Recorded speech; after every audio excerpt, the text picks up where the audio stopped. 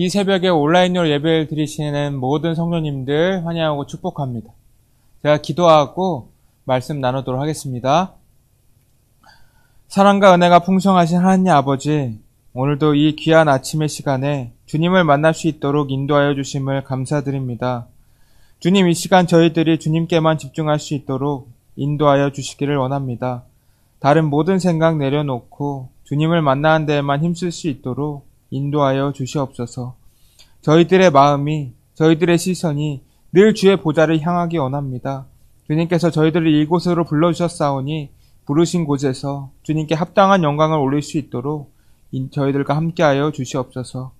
주님, 이 시간 말씀을 듣습니다. 말씀을 전하는 자와 말씀을 듣는 모든 성도님들이 함께 은혜의 자리에 들어갈 수 있도록 함께하여 주시옵소서.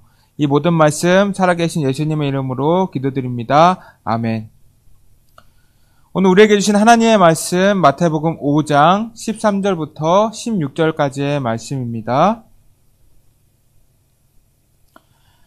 너희는 세상의 소금이니 소금이 만일 그 맛을 잃으면 무엇으로 짜게 하리요? 후에는 아무 쓸데없어 다만 밖에 버려져 사람에게 밟힐 뿐이니라. 너희는 세상의 빛이라. 산 위에 있는 동네가 숨겨지지 못할 것이요 사람이 등불을 켜서 말 아래에 두지 아니하고 등경 위에 두나니 이러므로 집안 모든 사람에게 비치느니라. 이같이 너희 빛이 사람 앞에 비치게 하여 그들로 너희 착한 행실을 보고 하늘에 계신 너희 아버지께 영광을 돌리게 하라. 대부분의 사람들은 이 미켈란젤로의 이름은 모두 기억하고 있지만 보톨도라는 사람의 이름을 기억하는 사람은 그리 많지 않을 것입니다. 이 보톨도 지오바니는 그 유명한 미켈란젤로의 스승입니다. 미켈란젤로가 14살이 되었을 때 이 보톨도의 문화생이 되기 위해서 그를 찾아갔습니다. 그때 그는 스승으로서 미켈란젤로를 테스트해 보았습니다. 그의 놀라운 재능을 본 보톨도는 그에게 이렇게 물었습니다. 너는 위대한 조각가가 되고 싶으냐? 예, 그렇습니다, 스승님. 그렇다면 넌 위대한 조각가가 되기 위해서 무엇이 필요하다고 생각하느냐? 전 제가 가지고 있는 재능과 기술을 더 닦아야 한다고 생각합니다. 네 기술만으로는 안 된다. 너는 네 기술로서 무엇을 위하여 쓸 것인가 먼저 분명한 결정을 해야 한다. 그리고 자기의 문화생이 된 그날 이 스승은 어린 미켈란젤로를 데리고 나가서 두 군데를 구경시켜 주었습니다. 이 처음으로 구경시켜 준 것은 바로 술집이었습니다. 미켈란젤로는 말했습니다. 스승님, 술집 입구에 멋진 조각상이 있습니다. 이 조각은 아름답지만 조각가는 술집을 위하여 이 조각을 사용했단다. 이 스승은 다시 어린 미켈란젤로의 손을 잡고서 아주 거대한 성당으로 갔습니다. 그리고 성당의 입구에 세워진 아름다운 조각상을 미켈란젤로에게 보여주었습니다. 너는 이 아름다운 천사의 조각상이 마음에 드느냐? 아니면 아까 보았던 술집에 있는 조각상이 마음에 드느냐? 똑같은 조각이지만 하나는 하나님의 영광을 위해서 쓰여졌고 다른 하나는 술 마신 흥행과 쾌락을 위해서 쓰여졌다. 너는 네 기술과 재능을 무엇을 위하여 쓰기를 원하느냐? 스승의 물음에 어린 미켈란젤로는 3번씩이나 대답을 했다고 합니다. 하나님을 위하여, 하나님을 위하여, 하나님을 위하여 쓰겠습니다. 후에 미켈란젤로는 천지창조, 다비드상, 최후의 심판 등의 작품으로 많은 이들에게 감동을 선사하였습니다. 미켈란젤로는 자신이 그리스도인으로서 어떠한 삶을 살아야 하는지 분명히 알고 있었습니다. 그래서 자신의 작품을 통해 사람들에게 하나님의 사랑을 전하였고 하나님께 영광을 돌리는 삶을 살았습니다. 오늘 본문에서 예수님께서는 산산수훈의 말씀 중 하나로 너희는 빛과 소금이 되라고 말씀하셨습니다. 이 소금과 빛이 되라. 이것은 우리가 많이 들어보았고 기도에서도 많이 인용되는 구절입니다. 많은 분들이 기도할 때 빛과 소금의 역할들을 잘 감당하게 해주십시오. 이렇게 기도하지 않습니까? 그만큼 빛과 소금은 그리스도인인 우리에게는 굉장히 익숙한 단어입니다. 먼저 예수님께서는 제자들을 향하여 너희는 세상의 소금이라 말씀하였습니다. 세상의 소금, 무슨 뜻일까요? 예수님의 이 말씀을 이해하기 위해서는 이 앞에서 하셨던 말씀과 연결해서 읽어야 해석하기가 더 쉽습니다. 예수님께서는 앞서서 팔복의 말씀을 전하셨습니다. 제가 전에 이 팔복의 말씀들, 심령이 가난한 자부터 시작해서 박해받는 자의 복까지 이 말씀을 전한 적이 있습니다. 이 팔복이라는 것은 한마디로 정리를 한다면 예수님을 닮아가는 한 사람의 온전한 성품을 가리킵니다. 예수님을 닮아가고 이 작은 예수로서 살아가기 위해서는 이 8가지의 복을 소유하고 있어야 합니다. 그리고 이제는 예수님의 성품을 소유했으니 그리스도인으로서 세상에 나가서 소금과 빛된 사명을 감당해야 합니다. 예수님께서는 교회에서만 소금이 되라고 하지 않으셨습니다. 교회 밖 세상에서 소금이 되라고 말씀하십니다. 일터와 가정에서 소금이 되어야 하고 이 친구와의 관계에서 소금이 되어야 합니다. 교회 안에서만 소금끼리 뭉쳐서 소금통에 들어있는 것이 아니라 흩어져서 뿌려져야 된다는 것입니다. 제가 지금 자취를 하고 있는데 이 소금을 많이 사용합니다. 제가 어떨 때 소금을 많이 사용할 것 같습니까? 음식을 할 때 소금을 많이 사용합니다. 전에는 음식을 할 일이 없어서 소금을 거의 써본 적이 없었는데 이 자취를 하다 보니까 음식을 해야 돼서 이 소금을 자주 사용하게 되었습니다. 대부분 생선이나 소금에 밑간을 할 때 소금을 어떻게 뿌립니까? 이 골고루 뿌려야 합니다. 한쪽에 너무 많이 뿌리면 너무 짜서 맛이 없고 한쪽에 너무 덜 뿌리면 싱거워서 맛이 없습니다. 소금이 골고루 뿌려져야 이 맛있는 음식이 탄생합니다. 이것처럼 우리들 또한 세상 여러 곳에 골고루 뿌려지고 흩어져야 합니다. 흩어진 곳에서 주님을 전할 때 우리는 비로소 주님께서 원하시는 사역을 잘 감당할 수가 있습니다. 예수님께서는 수많은 것들 중에 소금으로 예를 드셨습니다. 다른 것도 많은데 왜 하필 소금으로 예를 드셨을까요? 지금은 소금이 굉장히 흔하지만 고대 시대에는 이 소금이 굉장히 귀하였습니다. 성경에서 소금의 용도는 첫 번째로 여러분들도 다 아시다시피 짠맛을 내는 것이고 이 두 번째 용도는 부패를 방지하는 방부제 역할을 하는 것이었습니다. 이 고대 시대에는 냉장고가 없었기 때문에 음식들이 자주 상하였습니다. 그래서 그 식재료에 소금을 뿌려서 식재료가 부패하는 것을 막았습니다. 그러면 식재료를 한 달 정도 보관할 수 있었습니다. 소금은 이렇게 음식 맛을 내는 데에만 사용된 것이 아닙니다. 그래서 로마에서는 군인들 월급으로 소금을 주기도 하였습니다. 그만큼 소금이 가지고 있는 가치는 돈의 가치와 동일하였습니다. 고대 이스라엘에서는 이 소금을 제사에도 사용하였습니다. 레위기 2장 13절을 읽어드리겠습니다. 내 모든 소재물에 소금을 치라. 내 하나님의 언약의 소금을 내 소재에 빼지 못할지니 내 모든 예물에 소금을 드릴지니라. 소금은 앞서서 말씀드린 것처럼 방부제 역할을 하는 것이기 때문에 하나님의 언약을 상기시키는 역할을 하였습니다. 너희는 이제 하나님의 자녀가 되었으니 이제는 부패하지 말고 거룩하게 살아가라는 것입니다. 예물에 소금을 치면서 하나님께서 자신의 백성을 인도하셔서 약속의 땅으로 들어가게 하신 것과 하나님께 순종하고 계명들을 준수하라는 약속과 명령을 지켜야 함을 계속해서 기억하라는 것입니다. 이 소금은 굉장히 이타적인 성격을 가진 것을 볼 수가 있습니다. 이 이타적이다라는 말의 뜻은 자신의 이익보다도 다른 이의 이익을 더 꾀한다는 뜻을 가지고 있습니다. 소금은 뿌려진다고 해서 자신에게 아무런 이익이 없습니다. 그저 자신을 희생해서 맛을 내는 것뿐입니다. 우리 또한 그리스도인으로서 이러한 소금이 되어야 합니다. 소금통에서 빠져나와서 흩어지고 뿌려져서 짠맛을 내야 하는 것입니다. 나를 희생하면서 다른 이들에게 하나님을 전하고 세상을 공의롭게 의롭게 만드는 역할을 감당해야 합니다. 이것이 예수님께서 말씀하신 소금으로서의 삶을 산다는 것입니다. 예수님께서는 또 뒤에 너희는 세상의 빛이라 말씀하십니다.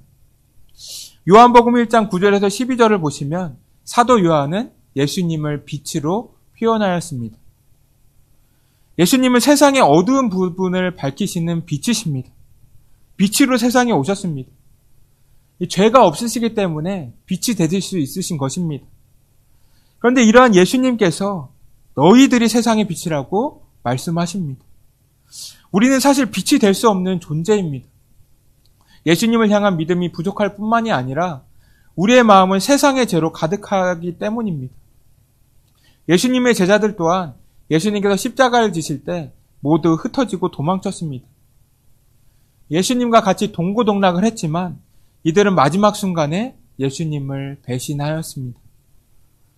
두려운 마음이 있을 때 우리들은 이 예수님의 제자들처럼 주님을 향한 믿음을 지키지 못할 때가 많이 있습니다.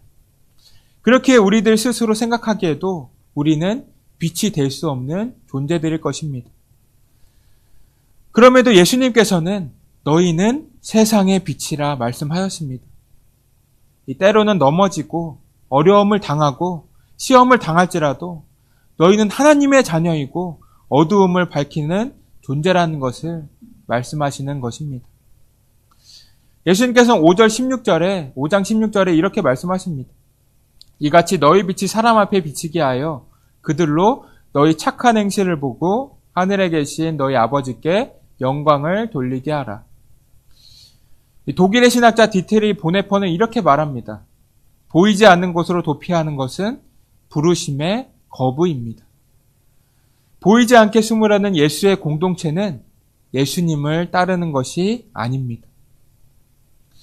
주님의 자녀들인 우리들이 세상에 보여줘야 할 것은 바로 착한 행실입니다. 즉 하나님께서 원하시는 의롭고 선한 일을 해서 사람들에게 이 빛을 보도록 해야 하는 것입니다. 여러분들께서는 지금 주변에서 착한 행실을 드러내고 계십니까? 담임 목사님께서 김시영 전도사님하고 저에게 시키신 일이 있습니다. 양아진에 있는 선교사님과 선교사님 가정에 대해서 공부해 보면서 정리를 해보라고 하였습니다. 그래서 선교사님들하고 그 가정을 김시영 전도사님하고 이렇게 반씩 나눠서 조사를 하였습니다. 처음에는 이 선교사님들이 은근히 많이 계셔서 힘든 마음이 가득했는데 계속해서 선교사님들의 자료를 정리하다 보니까 이 많은 도전과 감동을 받게 되었습니다. 양아진 홈페이지에 가서 선교사님들 자료를 보시면 이 분량이 많은 선교사님들이 있는가 반면 분량이 거의 없는 선교사님들이 계셨습니다. 우리가 잘 아는 스크랜턴 선교사님, 이 로제타월 선교사님 같은 분들은 굉장히 자료를 구하기 쉬웠습니다. 워낙에 뛰어나시고 조선에서 하신 업적이 많기 때문에 이 자료 수집하는데 어려움 없이 쉽게 구할 수가 있었습니다. 그런데 이분들에 비해 업적이 미미하신 선교사님들 자료는 많이 없었습니다. 많아봐야 한 5줄 정도밖에 없었습니다. 조선에서 행하였던 업적으로만 치자면 이분들은 우리 스크랜턴 선교사님 같은 분과는 비교가 되지 않습니다. 그러나 이분들 또한 그리스도인으로서 하나님께서 맡겨진 사명을 감당하고자 조선에 오신 분들입니다. 주님께서 말씀하신 빛이 되기 위해 착한 행실을 나타내기 위해 조선에 온 것입니다. 저는 이분들이 한 일 또한 다른 유명한 선교사님들 하신 일처럼 귀한 일이라고 느꼈습니다. 우리 또한 때로는 우리가 남긴 흔적들이 재능 있고 뛰어난 사람들에 비해 초라해 보일 수도 있습니다. 이 많은 사람들이 기억하지 못할 수도 있습니다. 그렇지만 하나님께서는 그 모든 것을 기억하십니다. 하나님께서 보실 때 작은 빛, 큰 빛은 없습니다. 모두 다 동일한 그리스도의 빛인 것입니다. 이러한 빛을 우리들은 세상 속에서 비춰 나가야 합니다. 이 빛의 사자들이라는 찬양이 있습니다. 모두 아시겠지만 제가 이 찬양의 가사를 한번 들려드리도록 하겠습니다. 빛의 사자들이여 어서 가서 어둠을 물리치고 주의 진리 모르는 백성에게 복음의 빛 비춰라. 빛의 사자들이여 복음의 빛 비춰라. 죄로 어두운 밤 밝게 비춰라. 빛의 사자들이여. 이 찬양의 가사처럼 우리는 빛의 사자가 되어서 어둠을 밝히는 중요한 사명을 띠고 있습니다. 꺼지지 않는 주님의 등불이 되어서 세상의 어두움을 밝게 비춰나가야 하는 것입니다. 여러분, 예수님께서는 너희가 세상의 소금이라, 너희는 세상의 빛이라 말씀하십니다. 이것을 이렇게 바꾸어 보시기 바랍니다. 너희만이 세상의 소금이라, 너희만이 세상의 빛이라. 예수님께서 우리에게 얼마나 간절하게 부탁하시는지 느껴지십니까? 여러분들은 지금 세상에서 어떠한 역할을 하고 계십니까? 소금과 빛의 역할을 잘 감당하고 계십니까? 우리가 세상에서 예수님께서 말씀하신 소금과 빛의 역할을 잘 감당하지 못하고 있다고 한다면 우리는 주님의 사명을 제대로 감당하지 못하는 것일 수도 있습니다. 예수님께서는 죄인인 우리에게, 너무나도 나약한 우리에게 소금과 빛이라고 말씀하십니다. 우리가 예수님의 이 말씀을 곱씹어보며 나는 세상에 어떠한 소금이 될 것인가, 나는 세상에 어떠한 빛이 될 것인가 고민해 보시기를 바랍니다. 그래서 여러분들만이 하실 수 있는 선한 일들을 우리 주변에서부터 시작해 보시기 바랍니다. 그래서 아무런 맛이 없는 세상 속에서 짠맛을 내는 소금이 되고 칠흑같이 어두운 세상을 밝게 비추는 꺼지지 않는 빛이 되어서 주님께서 우리에게 맡기신 일들을 잘 감당해 나가는 주의 자녀들이 되시기를 주님의 이름으로 축복합니다. 이 시간 함께 기도하기를 원합니다. 첫 번째로는 오늘 말씀에서처럼 주님께서 말씀하신 빛과 소금의 역할들을 잘 감당하게 해달라고 기도해 주시고, 두 번째로는 우리 교회 연로하신 분들과 환우분들의 건강을 위해서 기도해 주시기 바랍니다. 마지막 세 번째로는 우리 다음 세대들이 믿음을 잘 지키며 성장할 수 있도록 기도해 주시면 감사하겠습니다. 제가 마무리 기도하도록 하겠습니다. 주님 감사합니다. 오늘도 귀한 생명을 허락하여 주셔서 이 아침에 함께 말씀으로 은혜 받는 시간을 주심을 감사드립니다. 주님, 저희들이 주님께서 말씀하신 것처럼 빛과 소금이 되기를 원합니다. 주님께서는 자격 없는 우리에게 빛이라고 소금이라고 말씀하셨습니다. 저희들이 주님께서 하신 이 말씀을 마음에 늘 기억하며 주님께서 맡겨주신 역할들을 잘 감당해 나갈 수 있도록 지혜와 은총을 더하여 주시기를 원합니다. 그래서 아무런 맛이 안 나는 세상 속에서 짠맛을 내는 소금이 되게 하시고 칠흑같이 어두운 세상에서 밝게 빛나는 한 줄기 빛이 되게 하셔서 세상에 주님의 사랑을 온전히 나타내는 자녀들이 될 수 있도록 인도하여 주시옵소서. 오늘 하루도 주님의 은혜 가운데 기쁨과 평안이 넘칠 수 있도록 주님께서 함께하여 주시옵소서. 이 모든 말씀 살아계신 예수님의 이름으로 기도드립니다. 아멘.